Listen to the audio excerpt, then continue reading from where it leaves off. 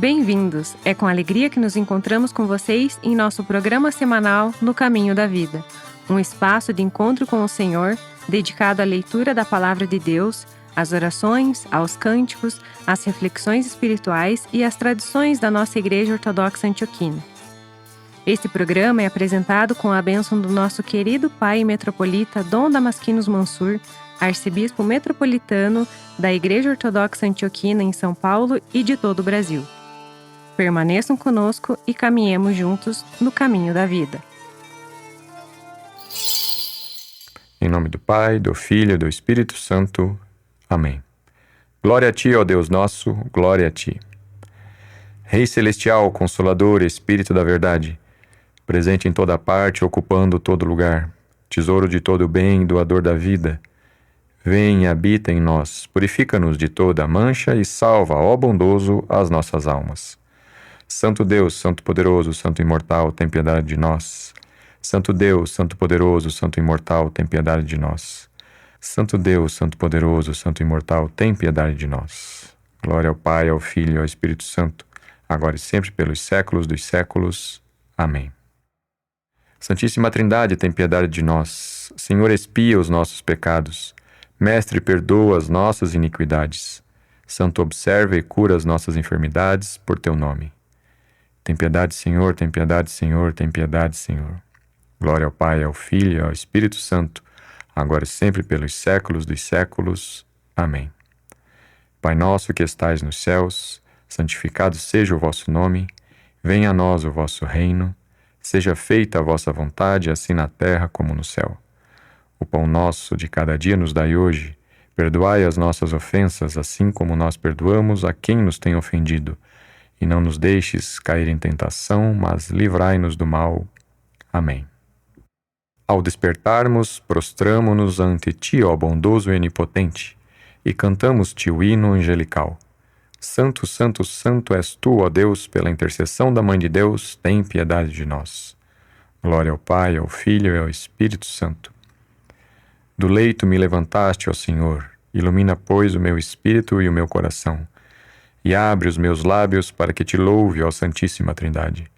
Santo, Santo, Santo és Tu, ó Deus, pela intercessão da Mãe de Deus, tende piedade de nós, agora e sempre pelos séculos dos séculos. Amém. O juiz virá repentinamente e as obras de cada um serão reveladas. No meio da noite clamemos com temor. Santo, Santo, Santo és Tu, ó Deus, pela intercessão da Mãe de Deus, tem piedade de nós. Tem piedade, Senhor, tem piedade, Senhor, tem piedade, Senhor, tem piedade, Senhor, tem piedade, Senhor, tem piedade, Senhor. Tem piedade, Senhor, tem piedade, Senhor, tem piedade, Senhor, tem piedade, Senhor, tem piedade, Senhor, tem piedade, Senhor. Tem piedade, Senhor, tem piedade, Senhor, tem piedade, Senhor.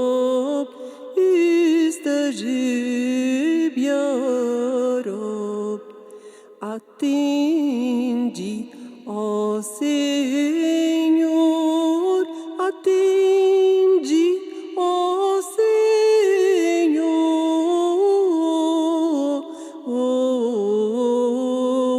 atende, ó Senhor. Leitura do Santo Evangelho segundo o evangelista São Mateus. Estejamos atentos. Quando Jesus saiu do barco e viu uma grande multidão, teve compaixão deles e curou seus doentes. Ao cair da tarde, os discípulos aproximaram-se dele e disseram: Este é um lugar deserto, e já está ficando tarde. Despede a multidão para que possam ir aos povoados comprar comida. Jesus respondeu: Eles não precisam ir. Deem-lhes vocês algo para comer. Eles lhe disseram: Não temos aqui exceto 5 pães e 2 peixes. Tragam-nos aqui para mim, disse Jesus. E ordenou que a multidão se sentasse na grama, tomando os 5 pães e os 2 peixes. E olhando para o céu, deu graças e partiu os pães. Em seguida, entregou-os aos discípulos, e estes à multidão. Todos comeram e ficaram satisfeitos, e os discípulos recolheram 12 cestos cheios de pedaços que sobraram. Os que comeram foram cerca de 5.000 homens, sem contar mulheres e crianças. Logo em seguida, Jesus insistiu com os discípulos que entrassem no barco e fossem adiante dele para o outro lado, enquanto ele despedia a multidão. Glória a ti, ó Senhor, glória a ti. O Evangelho diz que Jesus se compadeceu da multidão. Mas quais as implicações dessa palavra em grego? A palavra é splanchnizomai, e ela vem de splachna, que significa entranhas, vísceras, o lugar onde a dor do outro se sente no próprio corpo. É o útero que se contrai, é o estômago que se revira, é o coração que se parte ao ver o sofrimento alheio. Não é pensamento, é corpo. Não é ideia, é carne. É a compaixão que dói, que rasga, que não permite ficar indiferente. Jesus não olhou a multidão e decidiu ajudá-la por estratégia. Teve as entranhas revolvidas, e daquele lugar do mais profundo do corpo nasceu o milagre. E antes de partir o pão, Jesus fez algo que o Evangelho chama de bênção. O que é abençoar no sentido grego? O verbo é eulogeo, e ele se divide claramente. Eu significa bem, bom, e logeo vem de logos, dizer, palavra. Dizer o bem, mas no contexto litúrgico, eulogeo é muito mais, é santificar. Devolver à matéria sua finalidade divina. É tomar o pão, este pão comum deste mundo, dessa terra, e pronunciar sobre ele a palavra que o reconecta ao céu. Abençoar não é simplesmente desejar coisas boas. Abençoar é nomear o bem que já habita a criatura. É lembrar ao pão que ele é bom, que foi feito para alimentar, que carrega em si a semente da Eucaristia. Jesus abençoou o pão, disse o bem sobre ele, e o pão se lembrou do que era, e se multiplicou e alimentou. E o que resultou depois de partir o pão, por assim dizer? Os pedaços que sobraram têm alguma importância para a nossa igreja? Sim, a palavra é klasma, o pedaço, o fragmento, o que resta depois de partir. E klasma é a raiz de classes, que na liturgia oriental designa o momento em que o pão eucarístico é partido. Na Divina Liturgia, o sacerdote parte o cordeiro, e ao partir diz, partido e distribuído, partido e não dividido, sempre comido e nunca consumido. O pão não se reduz ao ser partido. Multiplica-se, cada fragmento é inteiro. Cada clasma carrega o todo. Não é sobra de desperdício. É sobreabundância de graça. E os 12 cestos, 12 tribos, 12 apóstolos. Então não é um número acidental. É a plenitude, é a igreja inteira sendo saciada. Há um hábito antigo que se vestiu de roupa nova, a barganha com Deus. Você conhece? Eu conheço. Todos conhecemos, porque em algum momento da vida já caímos nela. É o voto de promessa, é a novena com condição, é a oração que começa com: se o Senhor me der isso, eu faço aquilo. É o dízimo que se paga com a assinatura de um serviço. É a vela que se acende como recibo. É o sacrifício que se oferece como moeda de troca. A espiritualidade transacional não é uma invenção moderna. Já estava lá nos sacrifícios antigos dos povos vizinhos de Israel, nos templos pagãos, onde se comprava o favor da divindade com a quantidade de sangue derramado. Os profetas denunciaram isso. Oséias gritou: misericórdia quero, e não sacrifício. Isaías clamou: de que me serve a vossa multidão de sacrifícios? A barganha é sempre uma redução. Reduz Deus a um pequeno Deus de troca. Reduz a oração a um pedido com cláusula de rescisão. Reduz a fé a uma estratégia. E nos reduz a clientes, a consumidores do sagrado. Mas o evangelho de hoje coloca a gente num deserto, numa grama, diante de um pão que não foi comprado, que não foi pedido, que não foi barganhado. Um pão que veio de graça, da pura compaixão. A multidão não prometeu nada, não ofereceu nada, não barganhou nada. Estava lá, com fome, com doença, com sede de presença. E Jesus alimentou, não porque foi pago, não porque foi convencido, porque se compadeceu. Essa é a economia do Evangelho. Nela não se compra. Recebe-se, não se negocia.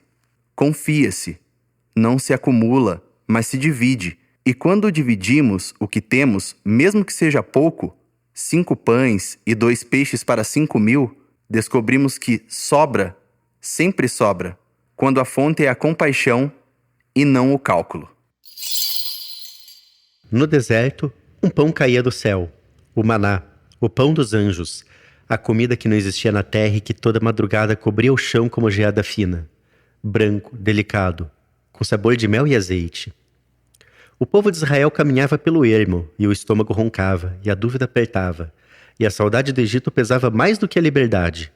E Deus mandava pão, todo dia, sempre, de manhã, sem pedir nada em troca. Mas o maná tinha uma regra: colha só o suficiente para hoje, não guarde para amanhã. Quem guardava encontrava vermes, podridão, porque o dom de Deus não se estoca, se recebe, se come no dia de hoje. Mateus escreve para judeus cristãos. E isso importa. Cada detalhe, cada palavra, cada número é um fio que puxa o tecido do Antigo Testamento e traz para o Novo. Quando Mateus narra a multiplicação dos pães, ele sabe que o seu leitor vai ouvir ecos. Vai sentir o cheiro do deserto, lembrar do maná.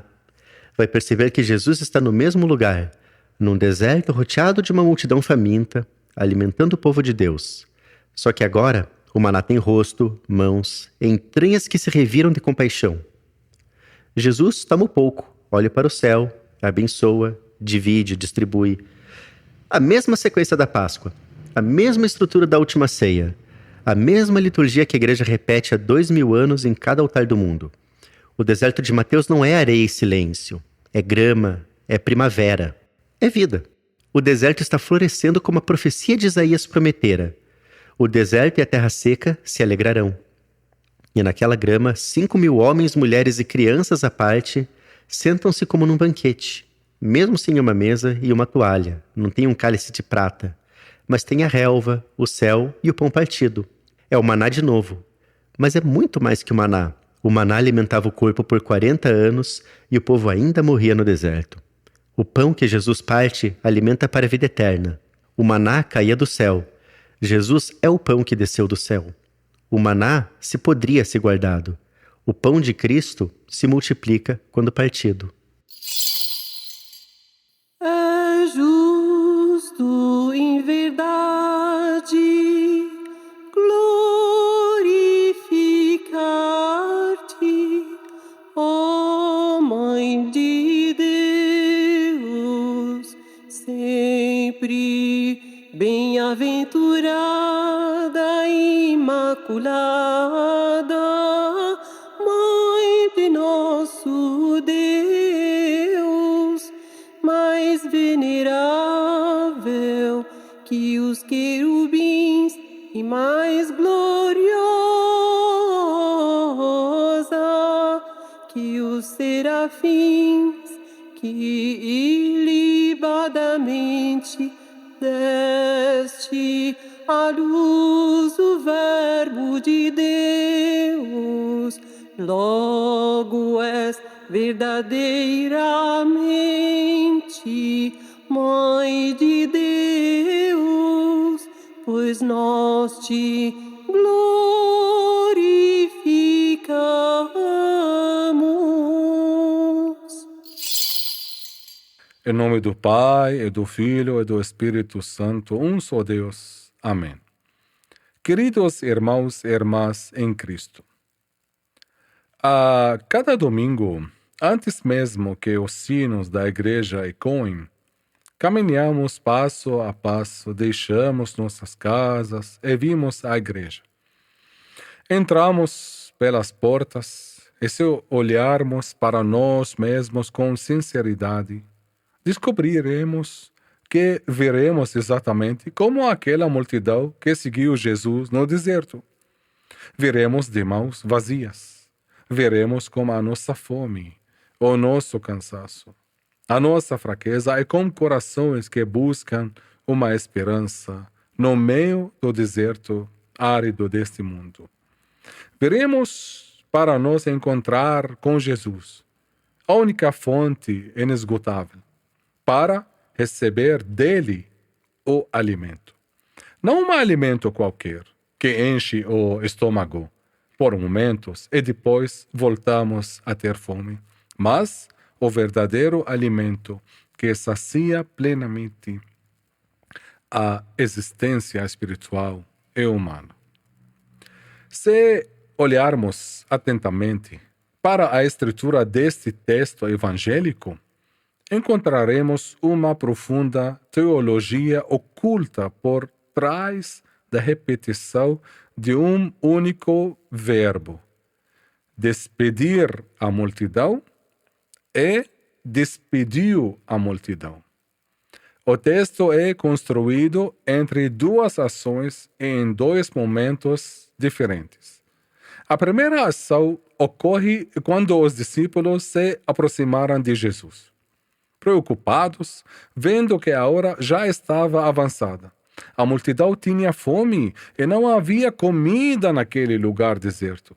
Então, disseram-lhe com anseio humano: despede as multidões, para que vão às aldeias comprar comida para si. Mas a grande surpresa vem no final do texto. Depois de todos terem comido e ficado saciados com os 5 pães e 2 peixes, vemos que a multidão não correu, não se apressou a ir embora, nem se dispersou após a saciedade. Pelo contrário, permaneceu colado ao Senhor Jesus, esperando que Ele próprio a despedisse. E, despedida a multidão, subiu ao monte para orar à parte. O que significa esta ligação teológica entre os dois verbos? Significa que esta multidão não tinha fome apenas de pão. Se quiserem apenas o pão material, teriam pegado o que bastava após estarem saciados e teriam ido embora imediatamente após comer.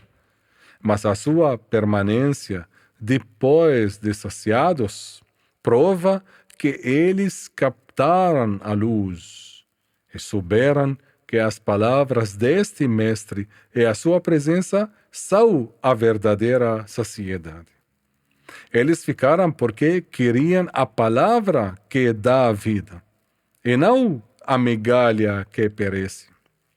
Como diz o Crisóstomo no seu comentário ao Evangelho de Mateus: vede como as multidões, apesar do peso da fome, não deixaram a Cristo, nem pediram primeiro o alimento físico, mas as suas almas estavam apegadas às suas palavras de cura. Provaram com obras que nem só de pão viverá o homem, mas de toda a palavra que sai da boca de Deus. Por isso, esperaram pela sua bênção, mesmo depois de saciados. Este maravilhoso apego espiritual da multidão abre os nossos olhos diretamente para um detalhe teológico muito preciso e profundo, formulado pelo evangelista Mateus.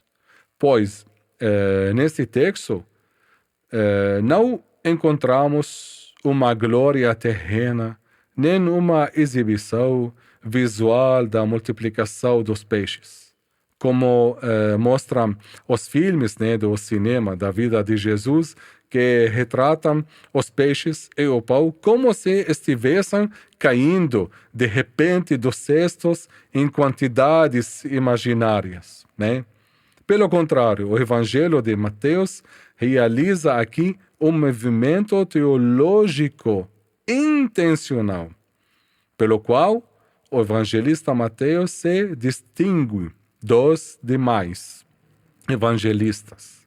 Quando chega ao momento, ele omite completamente a menção ao peixe no cenário. O texto diz com extrema solenidade: e erguendo os olhos ao céu, abençoou, partiu e deu aos pais, aos discípulos. Ele concentrou-se exclusivamente no pão. Então, olhou ao céu, abençoou, partiu e deu aos pais, aos discípulos. Por que esta omissão deliberada em Mateus? Comparada com os outros evangelistas, naturalmente, cada evangelista tem os seus próprios legados também, aqueles a quem dirigiu os seus escritos, né? Mas como o texto que temos é de São Mateus, analisamos os próprios do próprio Mateus. O evangelista Mateus não quer distrair os nossos olhos com um milagre material passageiro, mas quer elevar as nossas mentes ao mistério do altar. Ele quer que vejamos em Jesus o próprio Deus, que sacia o seu povo no deserto com o novo maná celestial. Como exatamente explica São Cirilo de Alexandria sobre a teologia desta cena? O evangelista omitiu a menção ao peixe para ligar as nossas mentes ao maná celestial, pois o Senhor Jesus é o pão verdadeiro que desceu do céu e dá vida ao mundo. Este pão não diminuiu com a distribuição, mas multiplica-se ao ser partido para se tornar o alimento da comunhão divina. Jesus aqui dá-lhes o pão saciante e verdadeiro, dá-lhes antecipadamente a prefiguração do seu corpo vivificante. E todas essas ações sucessivas em que São Mateus se encontrou, erguer os olhos, abençoar, partir, dar aos pais, são exatamente as mesmas ações na mesma ordem e exclusividade que vemos e vivemos em cada divina liturgia, quando o sacerdote se coloca diante do altar para proferir as palavras da instituição eucarística. Este texto não é apenas um evento histórico de alimentação no deserto da Palestina, mas é um ícone teológico escrito do sacramento da ação de graça, que quer dizer o sacramento da Eucaristia, né? Porque Eucaristia é uma palavra que vem do grego, né? Evcharisto, agradeço, ação de graça, derramado por Mateus para ligar para sempre o deserto da Palestina ao altar da Igreja. Esta ordem divina conduz-nos a uma correta compreensão cristã da nossa relação com Deus e destrói teológica e dogmaticamente aquele conceito errôneo tão difundido nas nossas sociedades hoje, que é o conceito de promessas. Vamos falar. Quantas vezes caímos na armadilha de transformar a nossa fé em menos de ser uma fé, de ser negócio, né? Muitos tratam Deus como a lógica de troca e barganha, dizendo em suas orações: Senhor, cura o meu doente, ou dá sucesso ao meu filho, e eu, em troca, faço-te esta ou aquela promessa.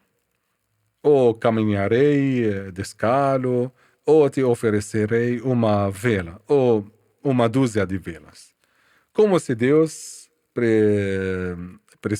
precisasse, né, das nossas condições, ou como se guardasse as suas bênçãos e as retivesse de nós até que lhe paguemos o preço adiantado, ou lhe prometamos uma alternativa. Esta lógica comercial distorce a imagem do Pai Celestial amoroso, transformando-o em nossas mentes em algum que só se move através de acordos. Mas no Evangelho de hoje, o conceito inverte-se completamente e anula essa mentalidade. A multidão no deserto não se sentou com Jesus para impor condições. Nem lhe disse: alimenta-nos primeiro e depois creremos em ti. Nem apresentou os 5 pães e os 2 peixes como parte de um negócio. Pelo contrário, ofereceram tudo o que tinham, uma oferta de amor escassa, simples, espontânea também, no meio da sua terrível penúria. E Jesus, o Deus que cuida da criação, não pediu um preço, nem esperou por uma promessa, mas pegou nesse pouco com a abundância da sua ternura, abençoou e devolveu a eles como uma efusão divina, uma efusão que saciou milhares e da qual ainda sobejaram 12 cestos cheios. São Máximo, o confessor, escreve sobre o espírito da oferta, dizendo: Deus não nos pede a abundância das ofertas, mas pede a pureza da intenção. Quando lhe oferecemos o nosso pouco sem condições, como filhos, ele transforma-o, pela sua divindade, numa efusão ilimitada. Porque Deus não é negociado com as ofertas dos homens, mas é movido pelo seu amor e pela sua confiança fiel. Nós, na Divina Liturgia, não negociamos com Deus. Pelo contrário, oferecemos-lhe dos seus próprios dons. Lembrai-vos, meus irmãos, do que o sacerdote diz na Divina Liturgia imediatamente antes de pedir a descida do Espírito Santo sobre os dons, sobre as ofertas, para as abençoar e transformá-las no verdadeiro corpo e sangue do Senhor. Ele diz: os teus dons a te oferecemos por tudo e por tudo.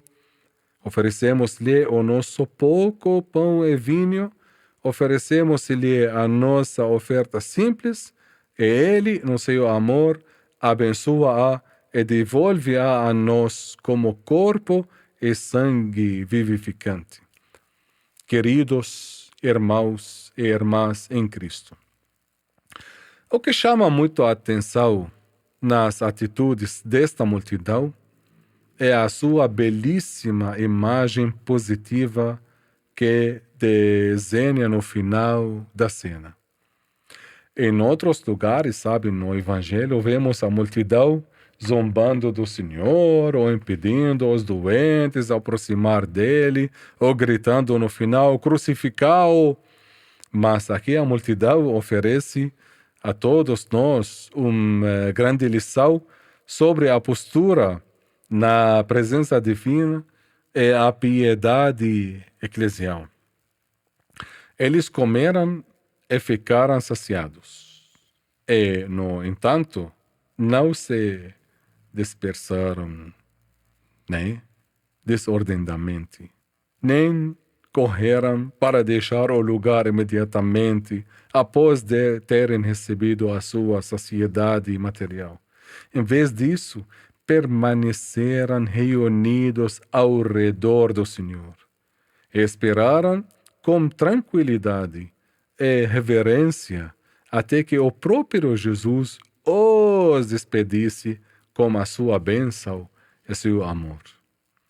A multidão aqui ensina-nos uma profundidade litúrgica que vivemos em cada divina liturgia. Não vimos a Cristo para receber uma dádiva passageira e depois ir embora, mas vimos para permanecer na sua santa presença. Como é belo aprendermos com esta multidão como permanecer em reverência, agradecer ao Senhor de todo o coração pelas dádivas que nos concede gratuitamente e rezar a oração de ação de graça eucarística, com um só coração, esperando pela sua bênção final, como a qual nos despede com a sua paz para o mundo, para que sejamos apóstolos, testemunhas que levam esta luz espiritual para as nossas casas, as nossas famílias, os nossos locais de trabalho. Sejamos sempre conduzidos a ir a Jesus como os nossos poucos pães, não com as condições dos comerciantes, nem com as barganhas das promessas condicionadas, mas com a confiança dos filhos que confiam na sua compaixão. Viremos a Ele com a nossa fraqueza, a nossa dor, as feridas das nossas famílias, nossa doença, o cansaço dos nossos dias, com os nossos corações famintos de justiça e de alegria verdadeira. E colocamos toda esta escassez e todas estas mãos vazias nas suas mãos puras estendidas sobre o altar. E confiemos que com toque abençoado dele e através da sua obra divina sacramental, ele quer e pede transformar a nossa fome em saciedade, em uma abundância que supera as necessidades do mundo. É a nossa fraqueza humana numa força divina invencível. É a nossa morte diária em vida à ressurreição eterna. Não cruzemos o limiar da igreja como pessoas apressadas que pegaram o sustento material e se foram, mas saíamos como ícones vivos de Cristo, como cestos que carregam pães que foram partidos para saciar a fome dos outros com amor, paciência e sinceridade. Sejamos nós a extensão litúrgica deste santo altar nas nossas ruas, nas nossas casas e nos nossos locais de trabalho, refletindo a sua verdadeira luz e glorificando o seu santo nome pelas nossas ações antes das nossas palavras. Peçamos ao Senhor Deus, que abençoou os pais no deserto e saciou os milhares, que abençoe a nossa pouquidade, santifique a oferta dos nossos corações e nos torne sempre dignos do mistério da sua Eucaristia, ação de graça, para que saímos da sua santa casa carregando a sua bênção e a sua paz. Amém. Ao encerrarmos nosso encontro de hoje, pedimos a Deus que esse tempo que tivemos juntos seja uma semente de luz em nossos corações nesse dia e ilumine os nossos passos. Para conhecer mais a nossa igreja, convidamos você a participar conosco da Divina Liturgia, celebrada todos os domingos às 10h30 da manhã, na Igreja Ortodoxa Antioquina São Jorge de Curitiba, localizada na Rua Brigadeiro Franco, 375, nas Mercês, em Curitiba. Até o nosso próximo encontro e caminhemos juntos no caminho da vida.